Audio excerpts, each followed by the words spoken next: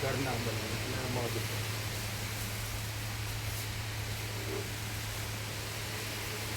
વસ્તુ છે મગ બીજા અને આ તો બિસ્કિટ ઓર્ગેનિક હા મગ ઓર્ગેનિક 53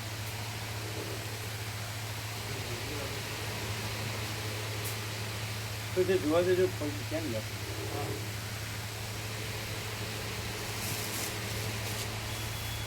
સેવ ઓર્ગેનિક હા અમારે પહેલાં ક્યાં ગયા ગોવાપરું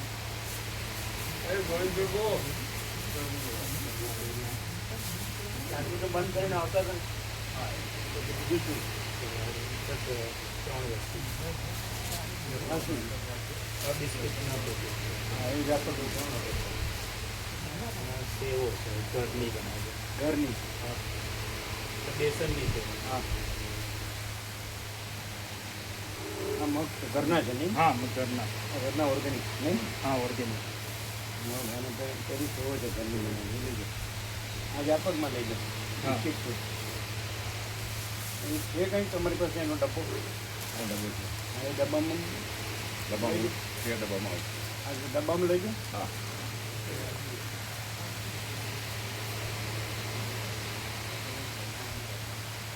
તમે એકલા જ આવ્યો હા એકલા બીજા બધાને કીધું હતું હા કીધું તો બધા લિસ્ટ આપ્યા હતા બધાને લિસ્ટ આપ્યા હતા એ બધા આપ્યા બધાને ક્યારે પહેલાં અમે લઈ ગયા હતા ને 17 5 હા બધાને કીધું હતું આવવા માટે એટલે અત્યારે પેલી વાવણી ને ચાલે ને season. બરાબર થોડા 17 માં તમે 3 આવ્યા હતા ને હા 3 આવ્યા હતા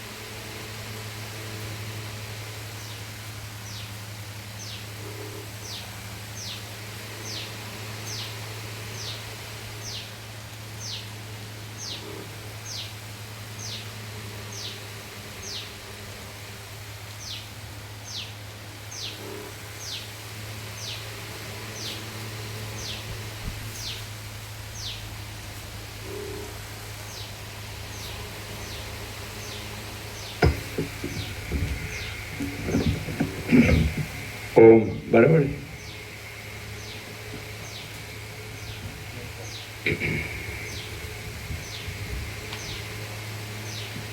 એટલે અત્યારે જ આવ્યા તમે હા 3 વાગે આવી ગયા 3 વાગે આવી ગયા હતા ચા પ્રસાદ લીધો લીધું ચા ભાખરી આપી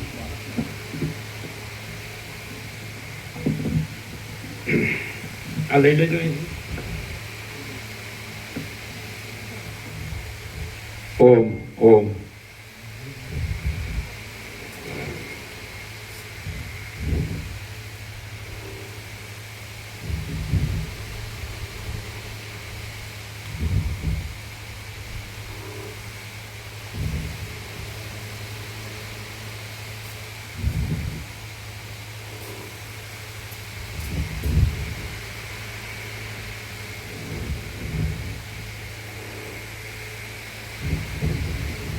परम चिदाकाश परम ज्योति अखंड ज्योति महाचिदाकाश स्वयं प्रकाश संपूर्ण प्रकाश पूर्ण ब्रह्म अनंत तेज घन अनंत चित घन परमाकाश केवल अनंत शुद्ध तेज घन परमाकाश अखिल आत्मा पूर्ण ब्रह्म परमात्मा परम चिदाकाश परम ज्योति अखंड ज्योति अनंत पूर्ण परम चिदाकाश परम शांति स्वयं सिद्ध स्वयं प्रकाश स्वयं पूर्ण स्वस्वरूप यही सब कुछ है, इसके सिवा कुछ नहीं है। શૂન્યભાસ અનંત કોટિ મહાકલ્પો હય હિ નહીં મહાચિદાકાશ સ્વયં પ્રકાશ સંપૂર્ણ પ્રકાશ મહાચિદાકાશ જ્યોતિ અનંત અખંડ અભેદ મહાચિદાકાશ જ્યોતિ મહાતત્વ મહાસામાન્ય મહાચિદાકાશ સ્વસંવેદ્ય સહજ નિર્વિકલ્પ મહાચિદાકાશ પરમ કૈવલ્ય પરમ શાંતિ પરમ ચિદાકાશ અનંત પૂર્ણ નિરપેક્ષ સત અનંત સંપૂર્ણ અપરિઘી નિર્ભ્રાંત નિરપેક્ષ વસિષ્ઠરામ ઉપસમ પ્રકરણ રાઉન્ડ 39મો રાઉન્ડ.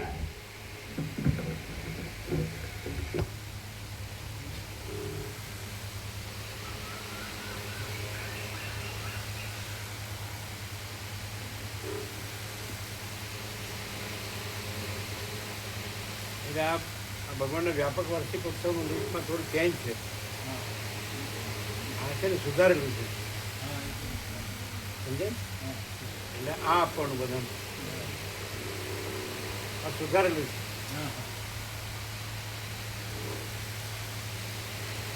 એમાં બીજા નંબરે જે ભાઈ બીજ હતી એ લૌકિક છે એટલે એ રહેવા દીધું છે. એની જગ્યાએ 25/12 ટ્રાઇબ જયંતિ લીધી. 25/12 એટલે આના પછી ભાઈ બીજ હતું એ રહેવા દીધું, કારણ કે લૌકિક છે ને એટલે એ જગ્યાએ ભગવાનનો વ્યાપક વાર્ષિક મહોત્સવ તરીકે ટ્રાઇબ જયંતિ એટલે સુધારવી.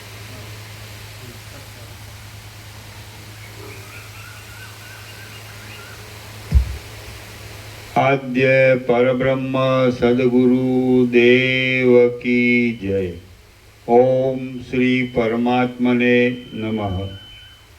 શ્રી યોગ વાસિષ્ઠ મહારામાયણ ઉપસમ પ્રકરણ સર્ગ 18મો, પેજ નંબર 587.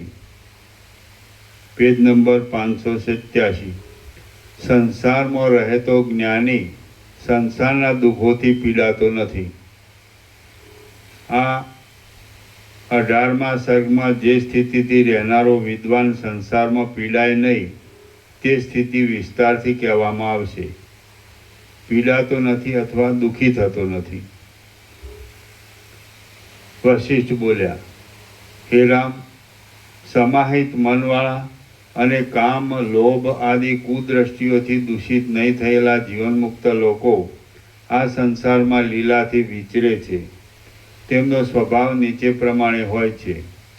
જીવનમુક્ત થયેલો પુરુષ સંસારમાં વ્યવહાર કરવા છતાં પણ આદિમાં જન્માદિક દુઃખોરૂપી, મધ્યમાં રોગ આદિ દુઃખોરૂપી અને અંતમાં મરણ આદિ દુઃખોરૂપી અત્યંત નિસારપણાવાળી જગત સંબંધી ગતિઓને હસવાયોગ્ય ગણે છે.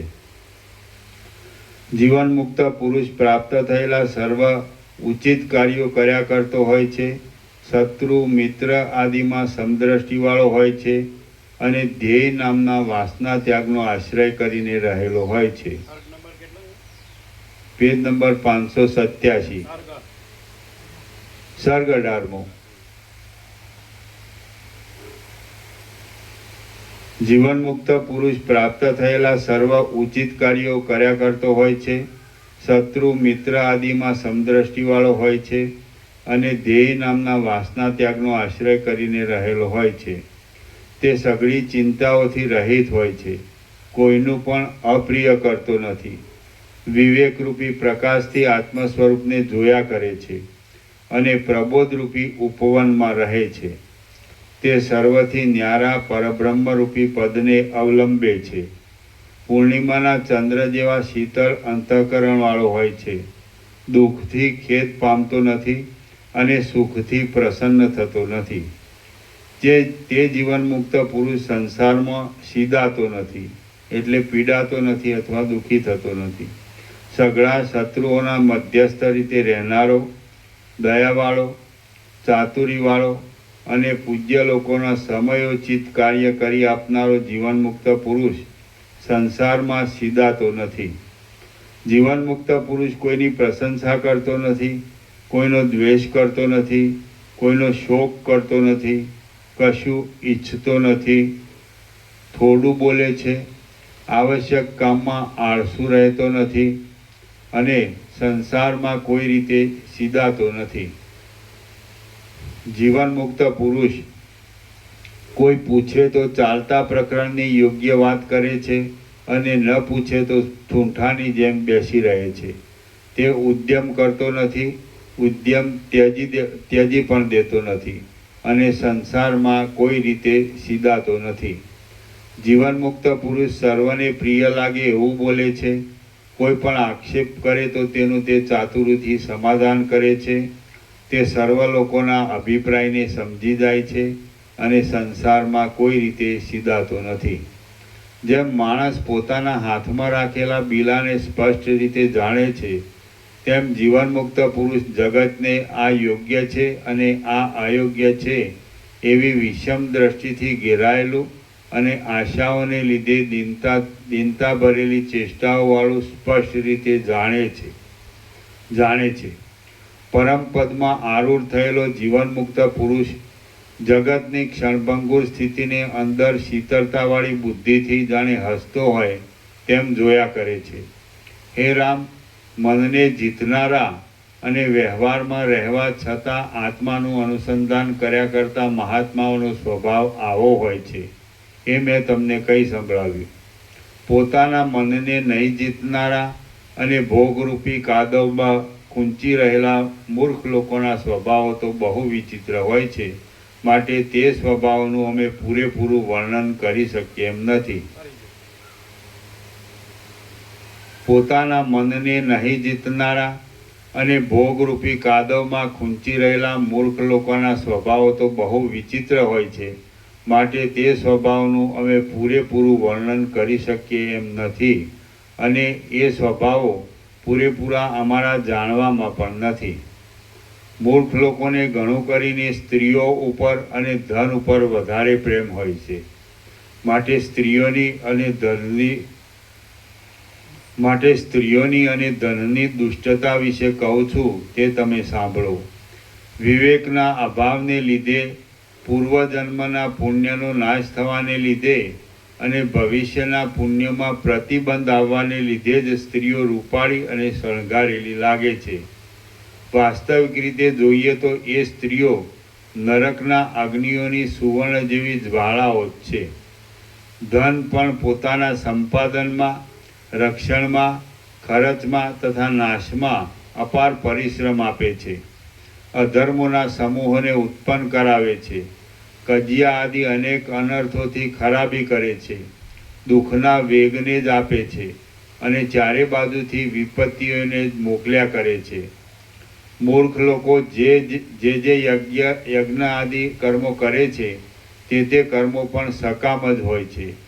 દંભ આદિથી તથા અનેક પ્રકારના દુરાચારોથી ભરેલા હોય છે અને તેથી વારંવાર પુનર્જન્મ આદિના સુખ દુઃખો ભોગવ્યા કરે છે. આ પ્રમાણે મૂર્ખ લોકોના સ્વભાવો બહુ વિચિત્ર હોય છે, એટલા માટે અમે તેમનું સંપૂર્ણ વર્ણન આપી શકતા નથી. હે રામ, તમે ધ્યેય નામના વાસનાના ત્યાગથી વિલાસ પામનારી પૂર્ણ દ્રષ્ટિનો આશ્રય લ્યો અને જીવન મુક્તપણાથી સ્વસ્થ રહીને લોકમાં વિહાર કરો. હે રામ, તમે મનમાંથી સઘળી આશાઓને, રાગદ્વેષને તથા વાસનાઓને ત્યજી દો અને બહારથી સઘળા વ્યવહારને યોગ્ય આચરણો કરતા રહી લોકમાં વિહાર કરો. હે રામ, તમે મનથી સર્વનો ત્યાગ કરી પ્રૌઢ થઈને બહારથી વર્ણાશ્રમના સદાચારો પાળો. લોકોને સંતોષ આપવા માટે તેમની પદ્ધતિને પણ યોગ્ય રીતે અનુસરો અને નિર્લેપ રહીને જગતમાં વિહાર કરો. હે રામ, સંસારની દશાઓનો તથા જ્ઞાનની ભૂમિકાઓનો સંપૂર્ણ રીતે વિચાર કરીને જે ઉત્તમ પદ છે તેનું જ તમે ભાવનાથી અવલંબન કરો અને જગતમાં વિહાર કરો. હે રામ, તમે મનમાં આશાઓથી રહિત રહો અને બહારથી આશાવાળાના જેવી ચેષ્ટાઓ કરો. તમે મનમાં અત્યંત શીતળ રહો અને બહાર જાણે ધન આદિકના નાશથી તપતા હો એવો દેખાવ આપો. આમ તમે જગતમાં નિર્લેપપણાથી વિહાર કરો. હે રામ, તમે મનમાં કોઈ જાતનો ક્રોધ આદિનો વેગ રાખો નહીં, પણ બહારથી ક્રોધ આદિનો કૃત્રિમ વેગ દેખાડો. તમે મનમાં આકરતા રહો, બહાર કરતા રહો અને નિર્લેપ રહીને જગતમાં વ્યવહાર કરો. હે રામ, તમે વ્યવહાર દ્રષ્ટિથી તથા પરમાર્થ દ્રષ્ટિથી સર્વ પદાર્થોમાં જે કંઈ સાર અસારપણાનો ફેરફાર છે તેને જાણી ચૂક્યા છો. માટે હવે જેમ તમને યોગ્ય લાગે તેમ જગતમાં સારા વ્યવહારથી વર્તો. હે રામ, તમે મનમાં વ્યવહારના અભિનિવેશથી અત્યંત રહિત રહીને બહારથી કૃત્રિમ શોકને, કૃત્રિમ ઉદ્વેગને, કૃત્રિમ નિંદાને અને બીજા કાર્યોના પણ તે કૃત્રિમ વેગોને દેખાડતા રહી જગતમાં નિર્લેપપણાથી વિહાર કરો. હે રામ, તમે અહંકારનો ત્યાગ કરીને બુદ્ધિને અત્યંત ધીરજ ભરેલી રાખી અને આકાશની પેઠે નિર્લેપ રહીને કોઈપણ જાતના કલંકનો ડાઘ ન લાગે એવી રીતે જગતમાં વ્યવહાર કરો. હે રામ, તમે મનમાં સઘળા આશાઓરૂપી પાશોથી છૂટા રહી સર્વ પ્રકારની વૃત્તિઓમાં સમાન બુદ્ધિ રાખી અને બહારથી વર્ણાશ્રમ સંબંધી તથા રાજ્ય સંબંધી ચાલતા કાર્યોમાં તત્પર રહીને નિર્લેપપણાથી જગતમાં વિહાર કરો. વાસ્તવિક વિચાર કરતાં કોઈ પ્રાણીને બંધન પણ થયું નથી અને બંધન નહીં હોવાને લીધે મોક્ષ પણ થતો નથી. આ સંસારની સઘળી સ્થિતિ ઇન્દ્રજાળની શોભાની પેઠે મિથ્યા જ છે. હે રામ, જેમ તીવ્ર તડકામાં મોટા પૂરવાળું ઝાંઝવાનું જળ મોહથી જ જોવામાં આવે છે, તેમાં સઘળું જગત મોહથી જ દેખાય છે. જેમ ઝાંઝવાનું પાણી ભ્રાંતિ માત્ર જ છે, તેમાં જગત પણ ભ્રાંતિ માત્ર જ છે. આત્મા બંધનના સંભવ વિનાનો છે, એકરૂપ છે અને સર્વમાં વ્યાપક છે. તેને બંધ થવો કેમ સંભવે? આમ બંધ થવો સંભવતો નથી. આમ બંધ સંભવતો નથી તો મોક્ષ પણ કોનો કરવામાં આવે? જેમ રજ્જુમાં અજ્ઞાનથી થયેલી સર્પરૂપી ભ્રાંતિ રજ્જુના જ્ઞાનથી નાશ પામી જાય છે, તેમ આત્મામાં અજ્ઞાનથી થયેલી આ સંસારરૂપી મોટી ભ્રાંતિ પણ આત્માના યથાર્થ જ્ઞાનથી નાશ પામી જાય છે. જેમ રજ્જુમાં અજ્ઞાનથી થયેલી સર્પરૂપી ભ્રાંતિ રજ્જુના જ્ઞાનથી નાશ પામી જાય છે, તેમ આત્મામાં અજ્ઞાનથી થયેલી આ સંસારરૂપી મોટી ભ્રાંતિ પણ આત્માના યથાર્થ જ્ઞાનથી નાશ પામી જાય છે. તમે એકાગ્રતાવાળી સૂક્ષ્મ બુદ્ધિથી પોતાનું તત્વ જાણી ચૂક્યા છો અને અહંકારથી રહિત થયા છો. માટે આકાશની જેમ નિર્મળ રહો. તમે પૂર્ણ રીતે સમજી શક્યા છો, માટે મિત્રોની તથા બાંધવો આદિની સઘળી વાસનાઓને ત્યજી દો. શા માટે ખોટા પદાર્થોની વાસના રાખવી? તમે વાસનાઓથી અલગ રહીને ધૈર્યવાન થયા છો એમ અનુમાન થાય છે. માટે હવે તમારે બ્રહ્મના સાક્ષાત્કારને માટે સૌથી પહેલાં જીવન મુક્તના વ્યવહારથી વર્તવું ઘટે છે. ભોગોથી, બંધુઓથી, બીજા પણ જગત સંબંધી પદાર્થોથી અને શુભાશુભ કર્મોથી આત્માને સંબંધ છે જ નહીં, છતાં તમે એ ભોગ આદિને માટે શા માટે શોક કરો છો? હું કેવળ આનંદ સ્વરૂપ બ્રહ્મ જ છું એવી જો ભાવના થઈ તો પછી તમને ભયની સાથે સંબંધ જ નહીં રહે. હે રામ, તમે જગતરૂપી ભ્રમથી શા માટે ભય પામો છો? હે રામ, તમારા બંધુઓ મિથ્યા હોવાને લીધે મુદ્દલ ઉત્પન્ન થયા નથી. તેઓના સુખ દુઃખની સાથે તમને શો સંબંધ છે કે તમે એ બંધુઓની ચિંતા રાખો છો? તમે પૂર્વજન્મોમાં પણ એના એ હતા, ભવિષ્યના જન્મોમાં પણ એના એ હશો અને આ વર્તમાન જન્મમાં પણ એના એ છો. એવો જો તમને નિશ્ચય હોય તો જેમ હમણાં આ જન્મના નિકટના બંધુઓને પ્રાણ સમાન ગણીને તેમનો શોક કરો છો, તેમ તમે પૂર્વજન્મના ઘણા બંધુઓનો શોક કેમ કરતા નથી? સર્વનો શોક કરવો એ બની શકે એમ નથી, માટે કોઈનો પણ શોક કરવો યોગ્ય નથી. હે રામ, તમે પૂર્વજન્મમાં અન્ય હતા, આ જન્મમાં અન્ય છો અને વળી ભવિષ્ય જન્મમાં અન્ય થશો.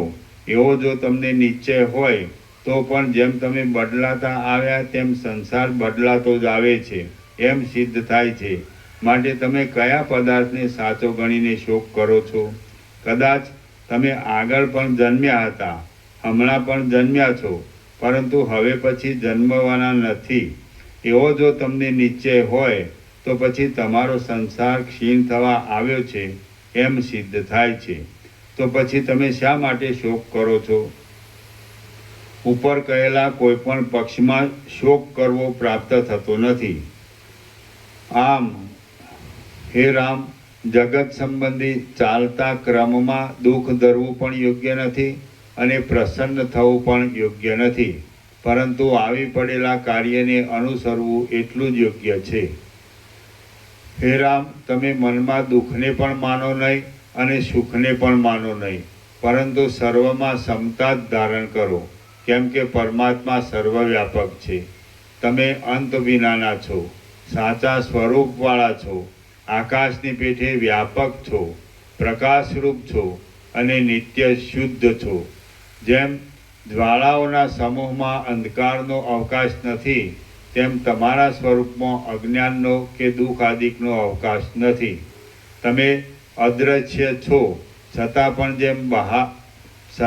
જેમ હારના મુક્તા ફળોમાં એક જ ઝીણો દોરો રહેલો હોય છે, તેમ તમે જગતના સર્વ પદાર્થો વિશે રહેલા છો.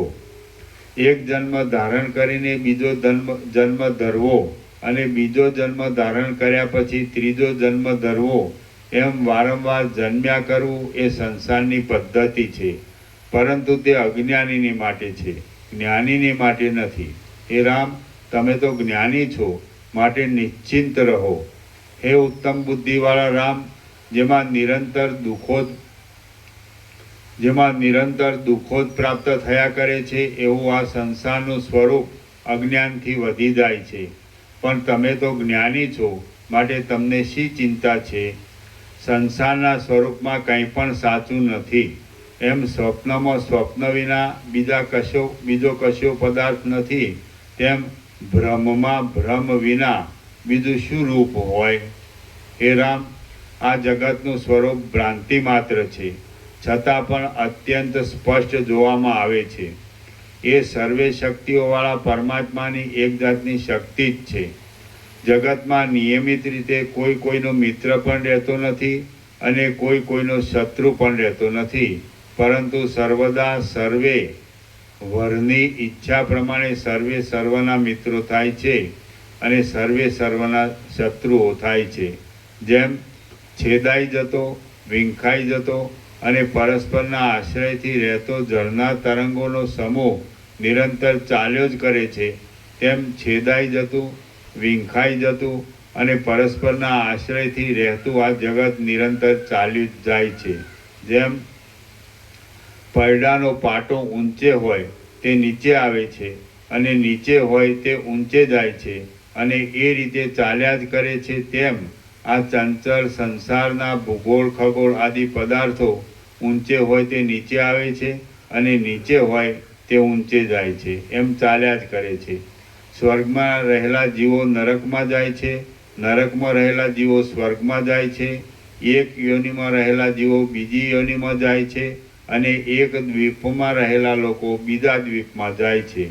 વળી નહીં માગનારા પુરુષો માગનારા થઈ જાય છે અને માગવાની ટેવવાળા પુરુષો ન માગે એવા થઈ જાય છે. આમ ચડતી ઉતરતી સેંકડો દશાઓ રૂપી ભ્રાંતિઓમાં સઘળા પ્રાણીઓ ગોથા ખાધા કરે છે. જેમ અગ્નિમાં ક્યાંય હિમનો કણ મળતો નથી, તેમ આ સંસારમાં એક રૂપથી સ્થિર રહેનારો સ્વચ્છ અને સંતાપ વિનાનો કોઈ પદાર્થ ક્યાંય મળતો નથી. જે મોટા ભાગ્યશાળી અને ઘણા બંધુઓવાળા લોકો હોય છે, તેઓ પણ કેટલેક દિવસે નષ્ટ થઈ ગયેલા જોવામાં આવે છે. હે રામ, જેમ ચંદ્રમાં બે પણાનું દર્શન સાચું નથી, તેમ આ સંસારમાં પરાયાપણું, અન્યપણું, તુંપણું અને હુંપણું ઇત્યાદિ વાસનાઓ સાચી નથી. હે રામ, હવે તમારી આ બંધુ છે, આ ઘર છે, આ હું છું અને આ તું છે ઇત્યાદિ મિથ્યા દ્રષ્ટિઓ ગલિત થઈ જાઓ. તમે કશો પણ અભિનિવેશ રાખો નહીં અને કેવળ ક્રીડાને માટે વ્યવહારમાં રહો. તમે શત્રુ, મિત્ર આદિની મિથ્યા વાસનાઓને અંતઃકરણમાંથી મૂળ સહિત કાપી નાખો અને બહાર તેવા પ્રકારની કૃત્રિમ વાસનાઓ દેખાડતા લીલાથી વિહાર કરો. હે ઉત્તમ નિયમોવાળા રામ, આ સંસારની પદ્ધતિમાં એવી રીતે વિહાર કરો કે તમે અજ્ઞાની માણસની જેમ વાસનાઓના બોજાથી થાકી જાઓ નહીં.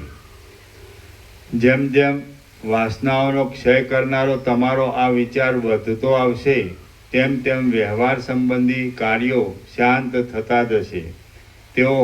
જેઓ હલકા ચિત્તવાળા હોય છે તેઓ જ આ બંધુ છે અને આ બંધુ નથી એવા ભેદવાળી દ્રષ્ટિ રાખે છે. ઉદાર ચિત્તવાળા પુરુષો તો પોતાની બુદ્ધિ આવરણથી રહિત થયેલી હોવાને લીધે સર્વમાં સમદ્રષ્ટિ જ રાખે છે. જેમાં હું નથી એવું કંઈ પણ નથી અને જે મારું નથી એવું પણ કાંઈ નથી એવી રીતે પાકો નિશ્ચય કરી લઈને મહાત્માઓ સર્વત્ર સમદ્રષ્ટિથી જ વર્તે છે. જ્ઞાની પુરુષ સ્વરૂપના જ્ઞાનથી આકાશના જેવો વ્યાપક હોવાને લીધે અસ્ત પામતો નથી અને ઉદય પામતો નથી.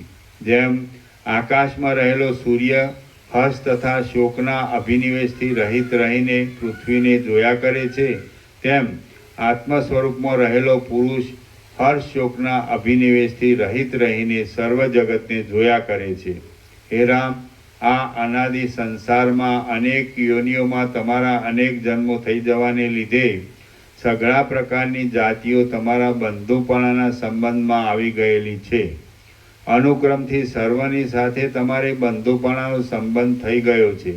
આમ તમારી સાથે બંધુપણાથી જોડાયા વિનાની કોઈ પણ જાતિ નથી. આ જગતમાં વિચિત્ર પ્રકારના કરોડો જન્મોની ગરબડ થયા કરે છે.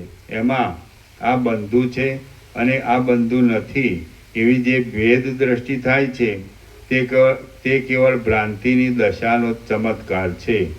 વાસ્તવિક રીતે જોઈએ તો સઘળું ત્રૈલોક્ય લાંબા કાળથી બંધુ પણ છે અને બંધુ પણ નથી. જીવપણાની દ્રષ્ટિથી બંધુ છે અને બ્રહ્મપણાની દ્રષ્ટિથી બંધુ નથી. શ્રી યોગ વાસિષ્ઠ મહારામાયણમાં ઉપશમ પ્રકરણનો જીવન મુક્ત વર્ણન નામનો સર્ગ 18મો સમાપ્ત. સર્ગ 19મો પુણ્ય અને પાવન નામના બે ભાઈઓનું આખ્યાન. આ 19મા સર્ગમાં પુણ્ય અને પાવન નામના બે ભાઈઓનું આખ્યાન કહેવાશે, જેમાં પુણ્ય પિતાના શોકથી પીડાયેલા પાવનને બોધ આપ્યો છે. વશિષ્ઠ બોલ્યા, હે રામ, આ પ્રસંગમાં ગંગાના કિનારે રહેનારા પરસ્પર ભાઈઓ એવા બે મુનિપુત્રો વચ્ચેના સંવાદ રૂપે એક જૂનો ઇતિહાસ કહેવામાં આવે છે. હે રામ, આ બંધુ છે અને આ બંધુ નથી એ વાતના પ્રસંગથી મારા સ્મરણમાં આવેલો આ આશ્ચર્યકારક પવિત્ર ઇતિહાસ તમે સાંભળો. આ જંબુદ્વીપના કોઈ ગિરિકુંજમાં મહેન્દ્ર નામનો એક પર્વત છે. તે ઊંચા ઊંચા વનોના સમૂહોથી સુશોભિત છે અને તેના કલ્પવૃક્ષોના વનોની છાયામાં મુનિઓ તથા કિન્નરો વિશ્રાંતિ લે છે. એના શિખરો અત્યંત ઊંચા છે અને તેથી તેણે જાણે મોટા વિસ્તારવાળા સઘળા આકારને વશ કરી લીધા છે. તેને સઘળા આકારને વશ પણ કરી લીધા છે. એ પર્વત બ્રહ્મલોકના મધ્યમાંથી શિખરોની ગુફાઓમાં આવેલા સામવેદના ધ્વનિઓના પછંદાના ગોગાટોથી જાણે તે ગાયન કરતો હોય એવો લાગે છે. એ પર્વતના શિખરોની અણીઓ પર વીજળીઓથી શોભતા અને જળથી અત્યંત ભરેલા કાળા વાદળાઓ જાણે લતાઓના પુષ્પોથી ગૂંથાયેલા તે પર્વતનો કેશ હોય એવા લાગે છે. એ પર્વત વાદળાઓનો આડંબર થતાં ઠેકવાને તૈયાર થયેલા શરભ નામના પશુઓની ગર્જનાઓથી જાણે પોતે ગર્જના કરતો હોય અને ગુફાઓના મોઢાઓથી જાણે પ્રલયકાળના વાદળાઓને હસતો હોય એવો લાગે છે. એ પર્વત ગુફાઓની અંદર થતા જળના ધોધોના શબ્દોના પડછંદાઓથી સમુદ્રના જળના તરંગોના ઘોઘાટને પણ સંપૂર્ણ રીતે જીતી લીધો છે. એ મહેન્દ્રાચલના એક મનોહર અને રત્નમય વિસ્તીર્ણ શિખર ઉપર મુનિઓએ સ્નાન પાન માટે આકાશગંગાને ઉતારી છે. પ્રફુલ્લિત વૃક્ષોવાળા અને ચળકતા સોનાની પીળાશને લીધે મેરુના શિખર જેવા લાગતા એ ગંગાના તીર ઉપર એક દીર્ઘતપા નામનો મુનિ રહેતો હતો. તે ઉદાર બુદ્ધિવાળો હતો, જ્ઞાનના ઉદયને પ્રાપ્ત થયો હતો, તપના ભંડારરૂપ હતો અને જે જાણે દેહધારી સાક્ષાત તપ જ હતો. જાણે બૃહસ્પતિને કચ્છ નામના 2 પુત્રો થયા હોય તેમ એ મુનિને 2 પુત્રો થયા હતા. ચંદ્ર જેવા સ્વરૂપવાન એ 2 પુત્રોમાં મોટાનું નામ પુણ્ય રાખવામાં આવ્યું હતું અને નાનાનું નામ પાવન રાખવામાં આવ્યું હતું. એ દીર્ઘતપા મુનિ ફલિત વૃક્ષોવાળા ગંગાજીને તીરે એક સ્ત્રીની સાથે અને તે 2 પુત્રોની સાથે રહેતો હતો. પછી હે રામ, સમય જતાં એ 2 પુત્રોમાં મોટો જે પુણ્ય નામનો પુત્ર હતો તે ગુણોથી પણ મોટો થયો અને જ્ઞાનવાન પણ થયો. નાનો પાવન નામનો પુત્ર પરોડિયાના કમળની જેમ અડધો જાગ્રત થયો હતો, એટલે મૂર્ખતામાંથી નીકળ્યો હતો પણ પરમ પદને પહોંચ્યો ન હતો. આથી તે જાણે અધવચ હિલોળા લેતો હોય એવી સ્થિતિમાં હતો. પછી પ્રાણીઓના જોવામાં નહીં આવતો દેહના કારણરૂપ પંચભૂતોને શિથિલ કરી દેનારો અને દેહરૂપી લતાને તથા આયુષ્યને જીર્ણ કરી દેનારો 100 વર્ષરૂપી કાળ વીતી ગયો. એટલે વૃદ્ધાવસ્થાથી જર્જરિત થયેલા જીવિતવાળા દીર્ઘતપા મુનિએ ક્ષણભંગુર પદાર્થોવાળા તથા સેંકડો ભયંકર વૃત્તાંતોવાળા આ સંસારમાંથી આસક્તિ કાઢી નાખી. જેમ કાવડ ઉપાડનારો કાવડને છોડી દે તેમ તેણે કલ્પનારૂપી પંખીણીની માળારૂપ પોતાના દેહને પર્વતની ગુફારૂપ ઘરમાં છોડી દીધો. જેમ પુષ્પની ગંધ આકાશને પ્રાપ્ત થાય તેમ એ દીર્ઘતપા મુનિ દેહાભિમાનથી રહિત થયેલા જીવોના સ્થાનકરૂપ અને જેમાં કાંઈ પણ કલ્પનાનો આરંભ જ નથી એવા નિર્લેપ પદ બ્રહ્મપદને પ્રાપ્ત થયો. પછી એ મુનિની પત્નીએ પોતાના પતિના દેહને પ્રાણવાયુથી તથા અપાનવાયુથી રહિત થયેલો તેમજ નાળ વિનાના કમળની જેમ પૃથ્વી પર શિથિલ થઈને પડેલો જોયો. એ મુનિ પત્નીનો દેહ રોગથી કે જરા આદિથી ગ્લાનિ પામેલો નહોતો, તો પણ જેમ ભ્રમરી કમળને છોડી દે તેમ તેણે પતિએ જ શીખવેલી અને લાંબા કાળથી અભ્યાસમાં લીધેલી યોગની યુક્તિથી તેને છોડી દીધો. જેમ અસ્ત પામીને આકાશના બીજા ભાગમાં ગયેલા ચંદ્રને તેની પ્રભા આ ભાગમાંથી અદૃશ્ય થઈને અનુસરે છે, તેમ એ ઋષિ પત્ની મરણ પામીને બ્રહ્મપદમાં ગયેલા પોતાના પતિને આ લોકમાંથી અદૃશ્ય થઈને અનુસરી કંસમાં પોતે પણ બ્રહ્મપદને પ્રાપ્ત થઈ. આમ માતા પિતા મરણ પામતા પુણ્ય તો શોકથી રહિત રહીને તેમને અર્ધ્વદેહિક કંસમાં મરણ પછી કરવાના કર્મો કરવામાં લાગી ગયો અને પાવન માતા પિતાના મરણનું બહુ દુઃખ ધરવા લાગ્યો. શોકથી દૂષિત થયેલા ચિત્તવાળો પાવન પોતાના મોટા ભાઈની ધીરજ સામે જોતો નહોતો અને વિલાપ કરતો કરતો વનની ઝાડીઓમાં ફરવા લાગ્યો. પછી ઉદાર બુદ્ધિવાળા પુણ્ય માતા પિતાની ઔર્ધ્વદેહિક ક્રિયાઓને પતાવી અને શોકમાં તત્પર થયેલા પોતાના ભાઈ પાવનને વનમાં મળીને તેને નીચે પ્રમાણે કહ્યું. પુણ્ય બોલ્યો, હે ભાઈ, તું શા માટે આવો ગાઢ શોક કરે છે? આ શોક તો આંસુની ધારાઓને વરસાવનાર છે, ભયંકર છે અને કેવળ આંધળાપણું જ આપનાર છે. જેમ વર્ષા ઋતુમાં કમળ પોતાનામાંથી પાણીના ટીપા પાડે છે તેમ તું શા માટે તારા નેત્રોમાંથી આંસુના ટીપા પાડે છે? એ સમજુ ભાઈ, તારો પિતા તારી માતાની સાથે મોક્ષ નામની પરમાત્મા રૂપી પોતાની પદવીમાં જ ગયેલો છે. એ પદવી સર્વ પ્રાણીઓના અધિષ્ઠાન રૂપ છે અને બ્રહ્મવેત્તાઓના સ્વરૂપ કલ્પનાથી જે માની લેવામાં આવ્યું છે તે મન કહેવાય છે. એ પદવી સર્વ પ્રાણીઓના અધિષ્ઠાન રૂપ છે.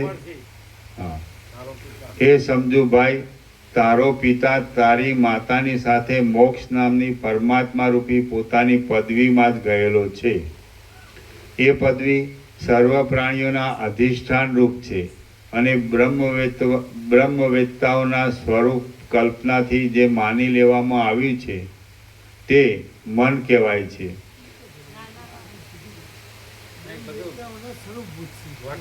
હા, એ પદવી સર્વ પ્રાણીઓના અધિષ્ઠાન રૂપ છે અને બ્રહ્મવેત્તાઓના સ્વરૂપ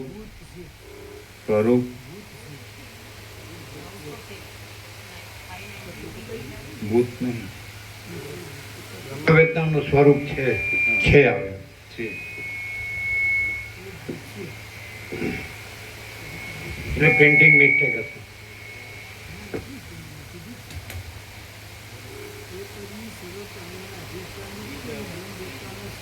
એ પદવી સર્વ પ્રાણીઓના અધિષ્ઠાન રૂપ છે અને બ્રહ્મવેત્તાઓનું સ્વરૂપ છે. કલ્પનાથી જે માની લેવામાં આવ્યું છે તે મન કહેવાય છે.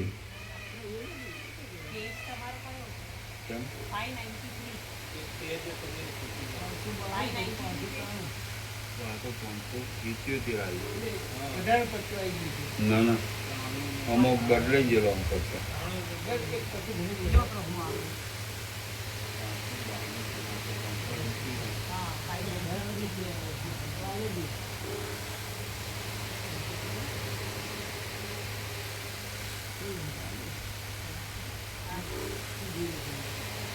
ભાણું બદલાઈ ગયું.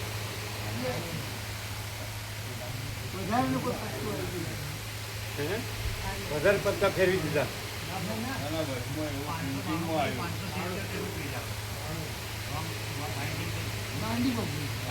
હા, બાઇન્ડિંગ બસ.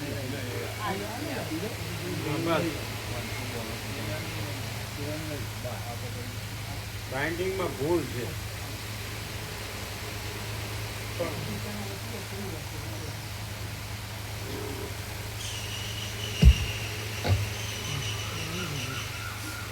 એ પદવી સર્વ પ્રાણીઓના અધિષ્ઠાન રૂપ છે અને બ્રહ્મવેત્તાઓનું સ્વરૂપભૂત છે. તારો પિતા પોતાના સ્વરૂપને જ પ્રાપ્ત થયેલો છે, તો તું તેનો શોક શા માટે કરે છે? તે આ સંસારમાં મોહથી ઉત્પન્ન થયેલી એવી ભાવના બાંધી છે કે તે ભાવથી તું અશોચ્ય કૌંસમાં શોક કરવા યોગ્ય નહીં એવા પિતાનો પણ શોક કરે છે. અનેક જન્મોમાં તારા અનેક મા બાપ થઈ ગયા છે, માટે તારી એ જ મા હતી અને એ જ પિતા હતો એમ નથી. તેમજ તેઓને પણ અનેક જન્મોમાં અસંખ્ય પુત્રો થઈ ગયા છે, માટે તેમના આપણે બે જ પુત્ર છીએ એમ પણ નથી. એ ભાઈ, જેમ અનેક વનોમાં જળના પ્રવાહની અનેક ગતિઓ થઈ ગયેલી હોય છે, તેમ અનેક જન્મોમાં તારા મા બાપ પણ લાખો થઈ ગયા છે. આપણા મા બાપને અસંખ્ય જન્મોમાં અસંખ્ય પુત્રો થઈ ગયા છે, માટે આપણે બે જ એમના પુત્ર છીએ એમ નથી. એ ભાઈ, નદીના તરંગોની જેમ માણસોને અસંખ્ય જન્મોમાં અસંખ્ય પુત્રો થઈ ગયા છે. જેમ વૃક્ષને અને લતાની પાંદડા, કળીઓ તથા ફળો અનેક લાખ થઈ જાય છે, તેમ આપણા માતા પિતાને અનેક લાખ પુત્રો થઈ ગયા છે. જેમ મોટા વૃક્ષને તે ઋતુમાં અનેક ફળો પ્રાપ્ત થઈ જાય છે, તેમ જીવને તે જન્મમાં મિત્રો તથા બાંધવો અનેક પ્રાપ્ત થઈ જાય છે. એ ભાઈ, જો માતા પિતા અને પુત્રોનો સ્નેહને લીધે નિરંતર શોક કરવો યોગ્ય હોય, તો જે માતા પિતા અને પુત્રો પૂર્વજન્મોમાં લાખો વ્યતીત થઈ ગયા છે તેમનો નિરંતર શોક શા માટે કરવો નહીં? આ જગતરૂપી ભ્રમમાં આ મા છે, આ બાપ છે અને આ પુત્ર આદિ છે એવી ખોટી ખટપટ જ ઊભી થયેલી જોવામાં આવે છે. હે ડાહ્યા ભાઈ, વાસ્તવિક રીતે જોતા તારા કોઈ મિત્રો કે બાંધવો મુદ્દલ છે જ નહીં. જેમ બહુ જ તપી રહેલા મોટા નિર્જળ દેશમાં પાણીનો છાંટો હોવાનો પણ સંભવ નથી, તેમ અદ્વૈત પરબ્રહ્મમાં નાશનો અંશ પણ હોવાનો સંભવ નથી. હે મોટી બુદ્ધિવાળા ભાઈ, શત્રુથી અને ચામરોથી ચળકતી આ જે રાજ્યાદિકની લક્ષ્મીઓ તારા જોવામાં આવે છે તેઓ એક જાતનું સ્વપ્ન જ છે અને તે 3 દિવસ કે 5 દિવસ જ રહેનારી છે. હે ભાઈ, તું પરમાર્થ દ્રષ્ટિથી સત્ય વસ્તુનો વિચાર કર. વાસ્તવિક રીતે જોતા તું પણ નથી અને અમે પણ નથી. તું તથા અમે હોવાની તારા મનમાં જે ભ્રાંતિ છે તેને તું છોડી દે. આ જતો રહ્યો અને આ મરી ગયો એવા ખોટા વિચારો પોતાના સંકલ્પ માત્ર રૂપી સન્નિપાતમાંથી જ ઉઠીને આગળ ખડા થયેલા જોવામાં આવે છે. એ વિચારોમાં કોઈ પણ સત્યતા નથી. અજ્ઞાનરૂપી તડકાથી છવાયેલા આત્મારૂપી મરુદેશમાં આ ચપળ અને અનંત રૂપોવાળું પોતાના સંકલ્પરૂપી વાસના નામનું ઝાંઝવાનું પાણી શુભાશુભ યોનિયોરૂપી તરંગોથી નાચ્યા કરે છે. શ્રી યોગ વાસિષ્ઠ મહારામાયણમાં ઉપશમ પ્રકરણનો પાવન બોધન નામનો સર્ગ 19મો સમાપ્ત.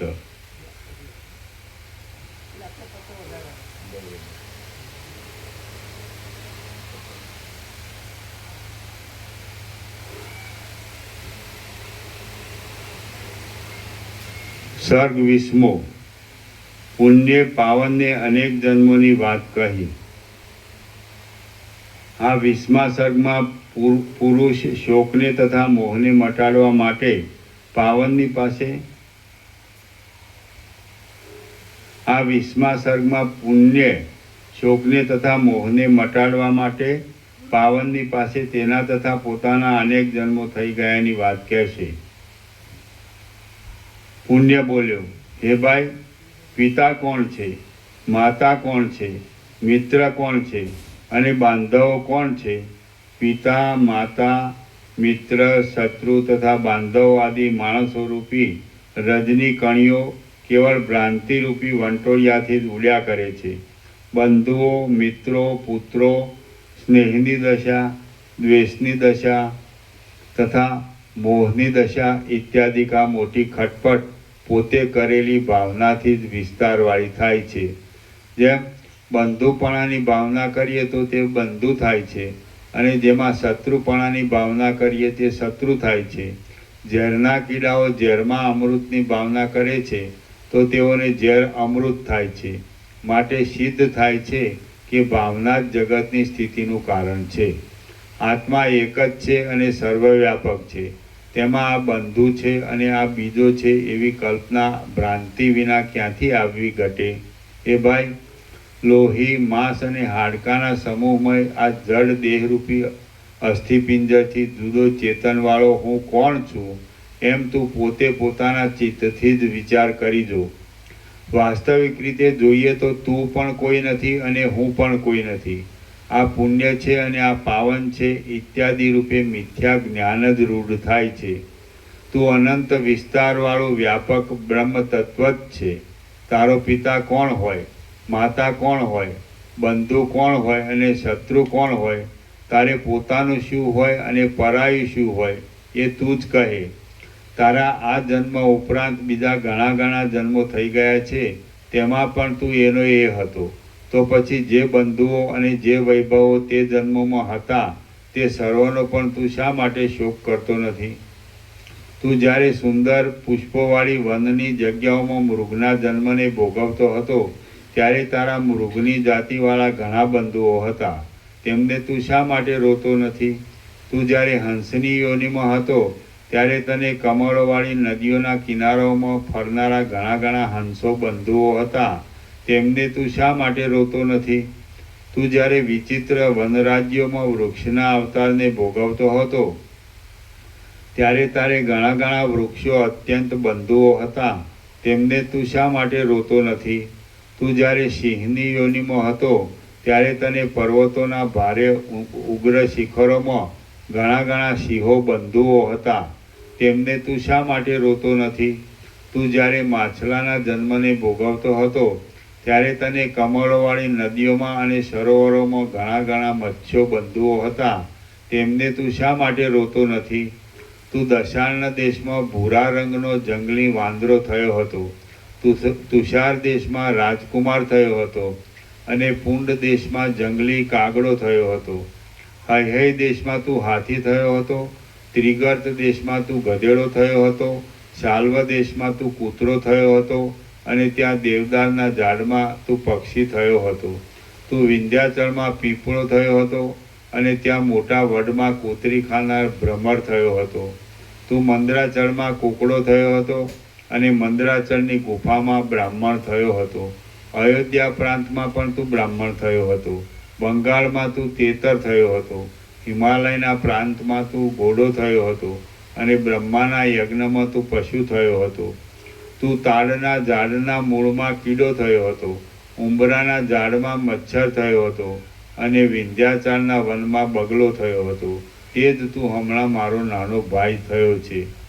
તું હિમાલયની ગુફામાં ભોજપત્રના ઝાડની છાલની ગાંઠમાં 6 મહિના સુધી કીડો થઈને રહ્યો હતો, અને તે જ તું હમણાં મારો નાનો ભાઈ થયો છે. તું આ સીમાડાની પાસેના કુગ્રામમાં છાણના ઢગલાની અંદર 1.5 વર્ષ સુધી વીંછી થઈને રહ્યો હતો, અને તે જ તું હમણાં મારો નાનો ભાઈ થયો છે. વનમાં જેમ ભ્રમર કમળમાં ચોંટી રહે છે, તેમ તું બિલ્લીના સ્તનમાં ચોંટી રહ્યો હતો, બિલ્લીનો છોકરો થયો હતો, અને તે જ તું હમણાં મારો નાનો ભાઈ થયો છે. આમ હે ભાઈ, આ જંબુદ્વીપમાં પણ તું પૂર્વે આ અને બીજી ઘણી યોનિઓમાં સેંકડો ને હજારો વાર જન્મ્યો હતો. આ પ્રમાણે પૂર્વે થઈ ગયેલા તારા વાસનાઓના ક્રમરૂપ અવતારોને હું યોગ માર્ગથી શુદ્ધ થયેલી બુદ્ધિ વડે જાણું છું. તારી પેઠે મારી પણ અજ્ઞાનથી જડતાવાળી ઘણા પ્રકારની જે યોનિઓ થઈ ગઈ છે, તેનું પણ હું હમણાં જ્ઞાનથી પ્રાપ્ત થયેલા ચક્ષુ વડે દર્શન કરું છું. હું ત્રિગર્ત દેશમાં પોપટ થયો હતો, નદીના કાંઠામાં દેડકો થયો હતો, અને જંગલમાં લાવા નામનો પક્ષી થયો હતો. તે જ હું હમણાં વનમાં બ્રાહ્મણ થયો છું.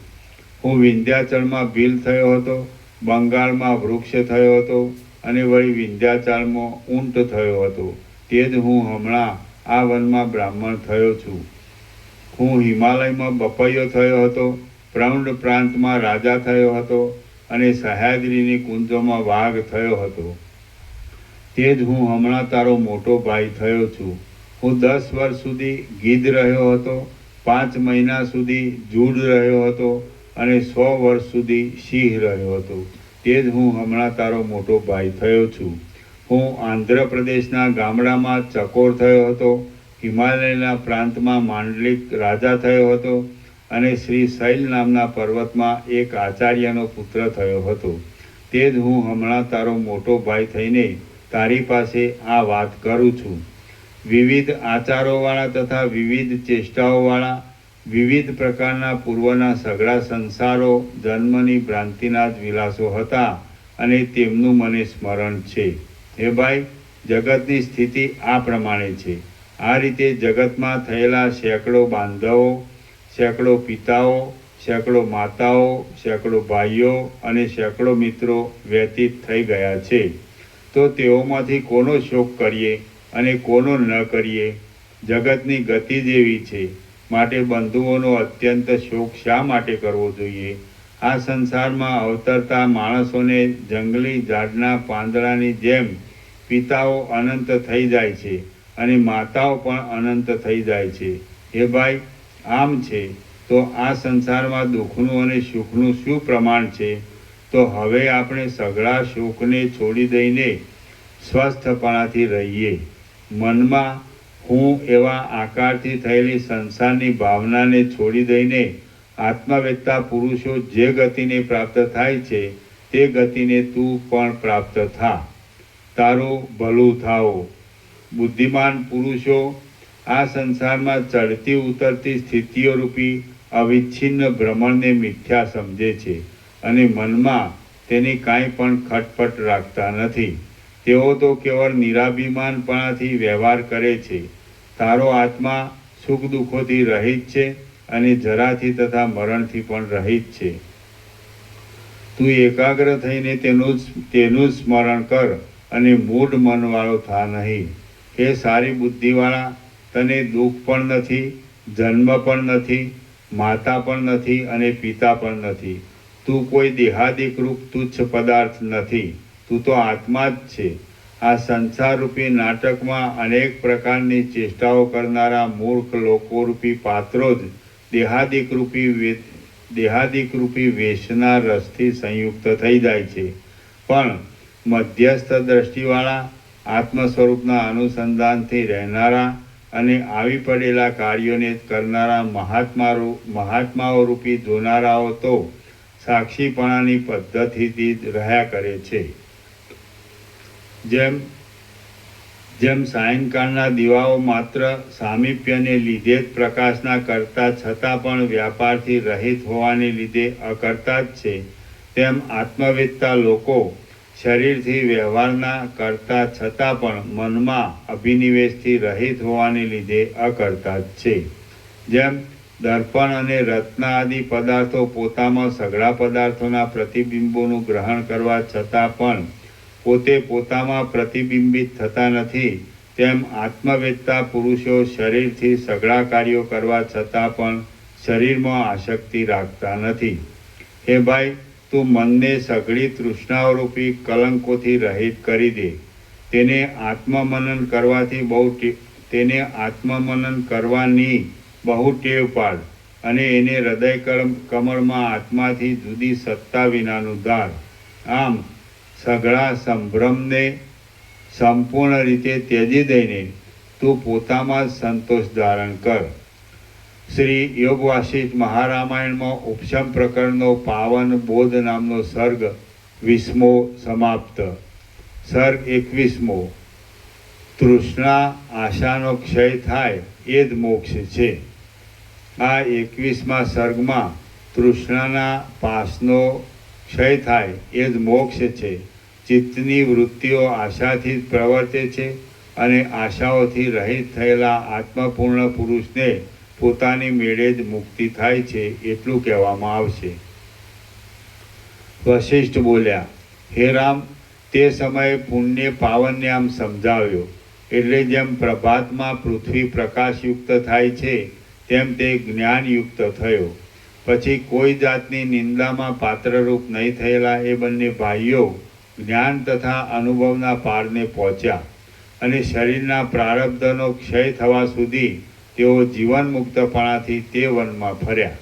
પછી કેટલાક સમય પછી કાળે પ્રારબ્ધનો સંપૂર્ણ ક્ષય થયો. પછી કેટલાય સમય પછી કાળે પ્રારબ્ધનો સંપૂર્ણ ક્ષય થયો.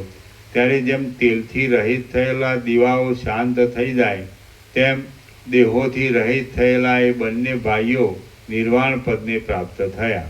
હે રામ, આ પ્રમાણે પૂર્વે ભોગવેલા દેહોના સંબંધીઓ આદિ અસંખ્ય હોય છે, તો તેઓમાંથી કોનો શોક કરવો અને કોનો શોક ન કરવો? આથી હે રઘુનંદન, આ અનંત તૃષ્ણાઓનો ત્યાગ કરવો એ જ સુખનો ઉપાય છે. તૃષ્ણાઓને વિષયોના સંપાદનથી વધારવી એ સુખનો ઉપાય નથી. જેમ લાકડા પડવાથી અગ્નિ વધતો જાય છે, તેમ ચિંતવન કરવાથી ચિંતા વધતી જાય છે.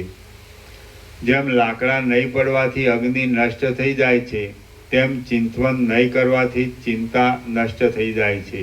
હે રામ, તમે કૌંસમાં આ પ્રકારના 16મા સર્ગમાં કહેલા, હે રામ, તમે ધ્યેય નામના વાસનાના ત્યાગરૂપી રથમાં બેસીને અને કરુણાથી ભરેલી ઉદાર દ્રષ્ટિથી દીન લોકોની સામે જોઈને ચાલતો વ્યવહાર કરવા માટે સજ્જ થાઓ. હે રામ, જીવન મુક્ત સંબંધી આ સ્વચ્છ અને નિષ્કામ પદ્ધતિ મેં તમારી પાસે કહી. જે પુરુષ વ્યવહારમાં વિચક્ષણ હોય નહીં તે પણ જો આ પદ્ધતિથી ચાલે તો તે કોઈ રીતે મૂંઝાય જ નહીં. જે પુરુષ વિવેકરૂપી એક મિત્રને અને પ્રૌઢ બુદ્ધિરૂપી એક સખીને સાથે રાખીને વ્યવહાર કરે છે તે પુરુષ સંકટોમાં પણ મૂંઝાતો નથી. સઘળી તૃષ્ણાઓનું નિવારણ કરનારા અને બાંધવોમાં થતી મમતાને ગળચી પકડીને કાઢી મૂકનારા પોતાના ધૈર્ય વિના બીજું કોઈ પણ સંકટમાંથી ઉગારે એમ નથી. આપત્તિઓનો વિનાશ કરવાને માટે વૈરાગ્ય રાખીને, શાસ્ત્રનો અભ્યાસ કરીને અને પ્રવૃત્તા આદિ ગુણોનું સંપાદન કરીને પણ મનને પ્રયત્નપૂર્વક પોતાના હાથથી જ વિષયરૂપી ખાડમાંથી કાઢવું. વિષયોની તૃષ્ણાના ત્યાગરૂપી મહત્તાને પ્રાપ્ત થયેલા ચિત્તથી જે ફળ મળે છે તે ફળ ત્રૈલોક્યના રાજ્યથી પણ મળતું નથી અને રત્નોથી ભરપૂર રહેનારા ભંડારમાંથી પણ મળતું નથી. જેમનું મન સંતાપોથી રહિત થઈ ગયું હોય તે પુરુષો સારી નરસી આશાઓરૂપી ધક્કાઓથી આ જગતરૂપી ખાડાના પેટમાં પડતા નથી. જેણે પગરખા પહેર્યા હોય તે પુરુષને સઘળી પૃથ્વી ચામડાથી મઢાયેલી જણાય છે. તેમ જેનું મન બ્રહ્માનંદરૂપી અમૃતના જરાઓથી ભરપૂર થયું હોય તે પુરુષને સઘળું જગત બ્રહ્માનંદરૂપી અમૃતના જરાઓથી ભરપૂર જણાય છે. જેણે પગરખા પહેર્યા હોય તે પુરુષને સઘળી પૃથ્વી ચામડાથી મઢાયેલી જણાય છે. તેમ જેનું મન બ્રહ્માનંદરૂપી અમૃતના જરાઓથી ભરપૂર થયું હોય તે પુરુષને સઘળું જગત બ્રહ્માનંદરૂપી અમૃતના જરાઓથી ભરપૂર જણાય છે.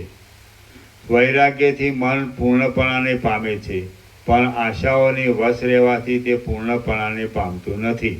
જેમ તળાવનો કાદવ શરદ ઋતુને લીધે ઊંડી ખાડ જેવો થઈ જાય છે, તેમ મન આશાઓને લીધે ઊંડી ખાડ જેવું થઈ જાય છે.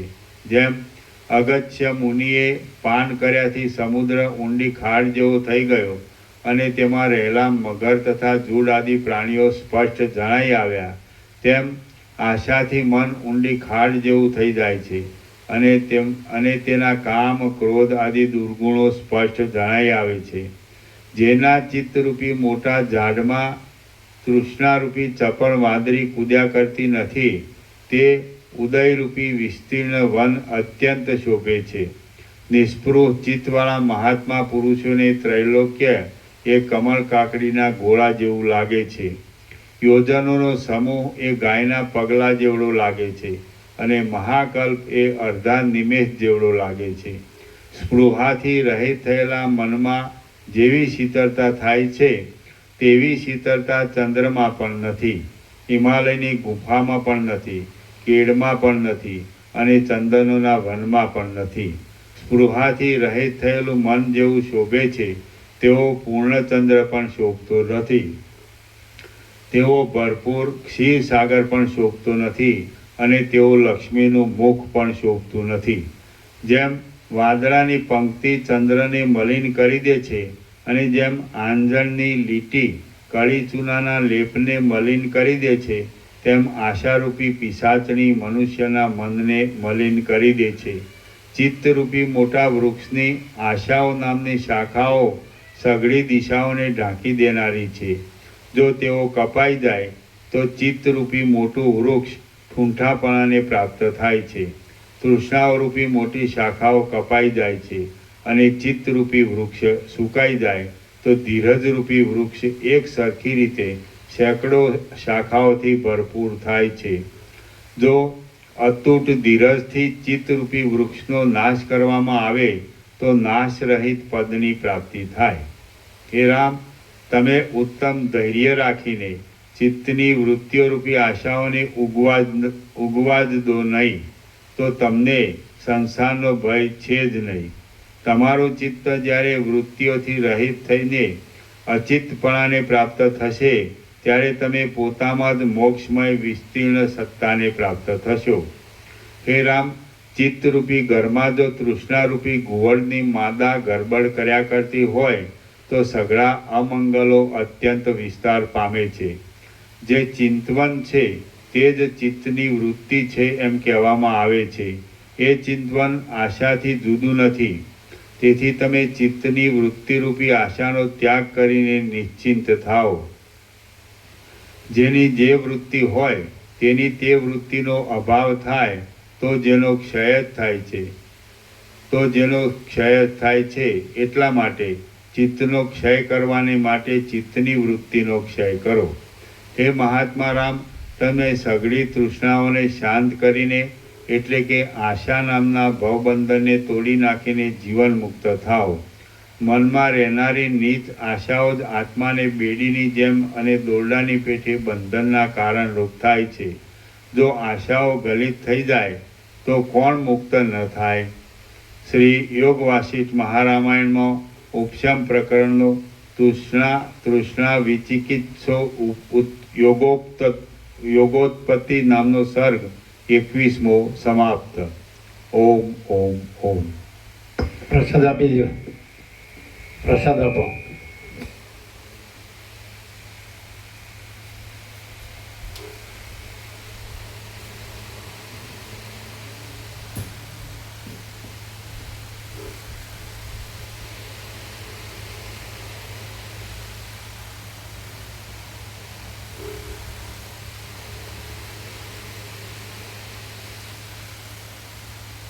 આ કરી દો જે કરવાનું છે. આ બંધ કરજો.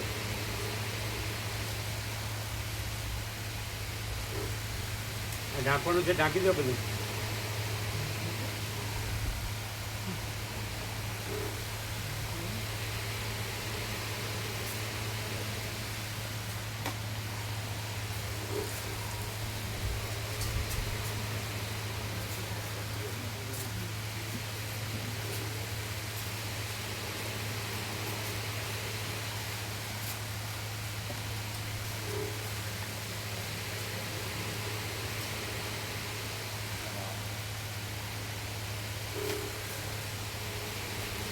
નીચે પડી ગયું કાંઈ.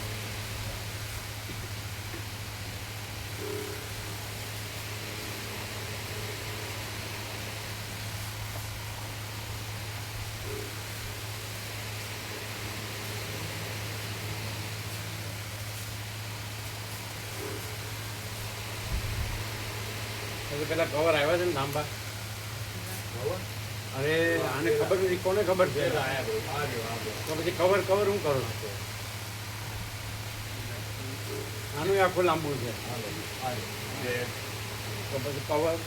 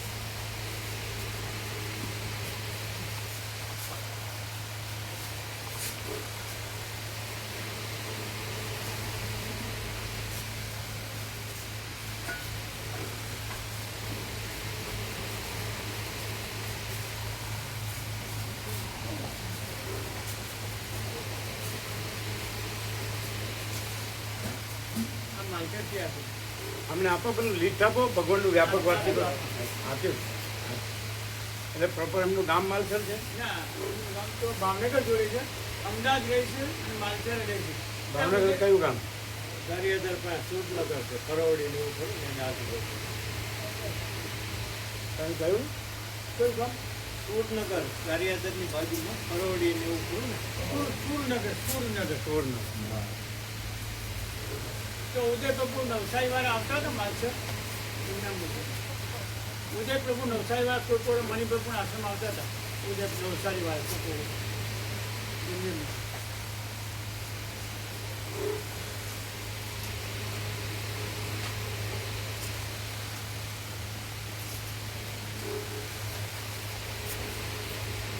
આખું છે ને એનું આખું કવર છે. કવર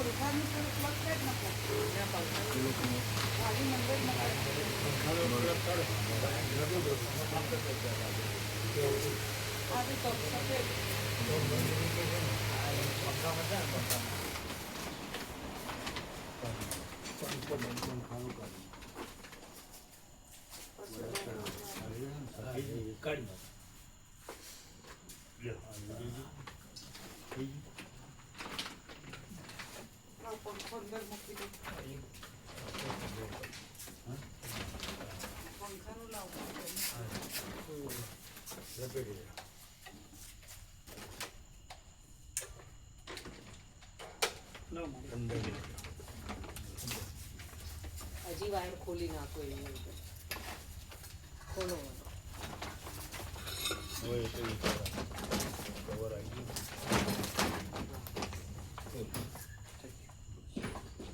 ઉડે એવું નથી ને કાંઈ આ ઉડે એવું છે આ તો પેલું બરાબર આ તો આનું છે બસ થઈ ગયું આ ઢાંકવાના છે ને બે હા એ એ તો છે.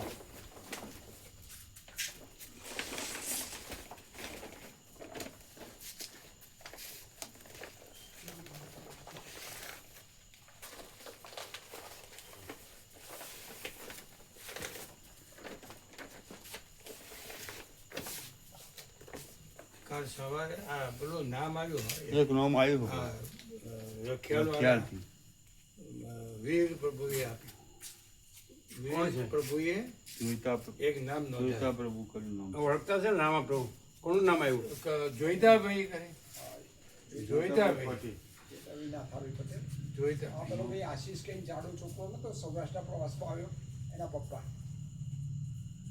કેટલી અવસ્થા છે રિટાયર છે એસટીમાંથી એટલે કેટલી 60 60 ઉપર 60 ઉપર 65 વર્ષ હશે. આ સાસ 65 વર્ષ કામ શક્તિ છે આમ તો હરતા ફરતા છે ગામમાં તો કારણ કે આ તો ભગવાનના દર્શનની લાઈનમાં ઊભું રહેવું પડશે હા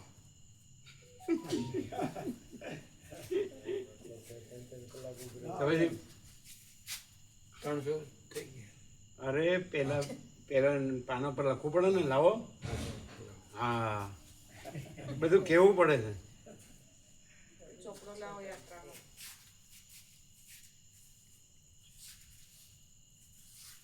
એ તો આમાં એવું હોય કે કોઈ બંધ રહે કોઈ આવે એવું એટલે પણ નોંધવું પડે આજ સવારે વીર પ્રભુ વાત કરતા હતા કે હવે આ ઘરની સામે જ રહેશે જોઈતા પ્રભુ જોઈતાભાઈ નાથાભાઈ પટેલ હા એટલે એમની ઈચ્છા હતી એમના બાબાની પપ્પાને મોકલવા છે શું કહે છે એમના બાબાની ઈચ્છા હતી એમના પપ્પાને મોકલવા હા એટલે આપણે રખિયાલ ઘરની સામે જ એમની રહેશે. સામે જ રહેશે ઘરની સામે જ રહે જોઈતા પ્રભુ કહ્યું છે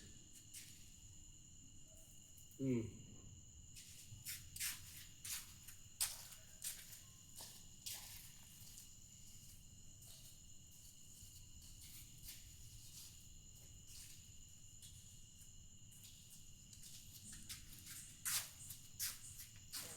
અરે પેલું છે ને એનું એ તો છે હા એમાં લખાય ને લાવો છૂટા કાગળ આપેલા હોય આપણે સફેદ એટલે નીચે લખવું પડે કે ભાઈ આ નીચે કારણ કે જગ્યા નથી એટલે નીચે બેસો ખાલી નોંધવું પડે ને કે એના માટે જગ્યા કરવાની છે એમ પેલું પાનું ચાર્ટનું પેલું પાનું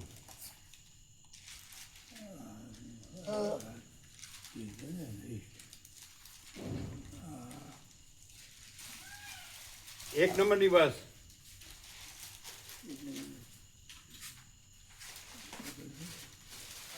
વચ્ચે ઘૂસાડી દીધી હા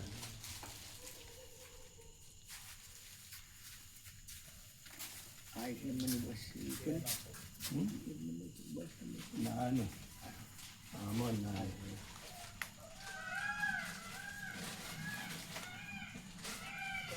લાવો પેન નીચે રાખવા લાવો નોટ નોટ આપ નીચે મૂકી નીચે રાખવા નામ આપો ને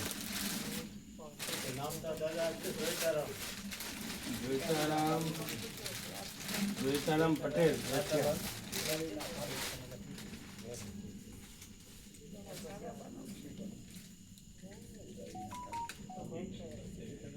સાહેબનું નહીં. જોઈતા ઓળખો? હા, જોઈતા. જોઈતાભાઈ નાથાભાઈ. જોઈતાભાઈ નાથાભાઈ. જોઈતા પટેલ ને પટેલ જોઈતારામ પટેલ લખીએ ચાલે ને જો ચાલે લખ્યા લખી દઈએ. અને ઓળખો ને? રામજી પ્રભુની સામે રહે. રામજી સામે. એ તો ઓળખતા જ હોય ને લખ્યા ગોઠવવાના. હા.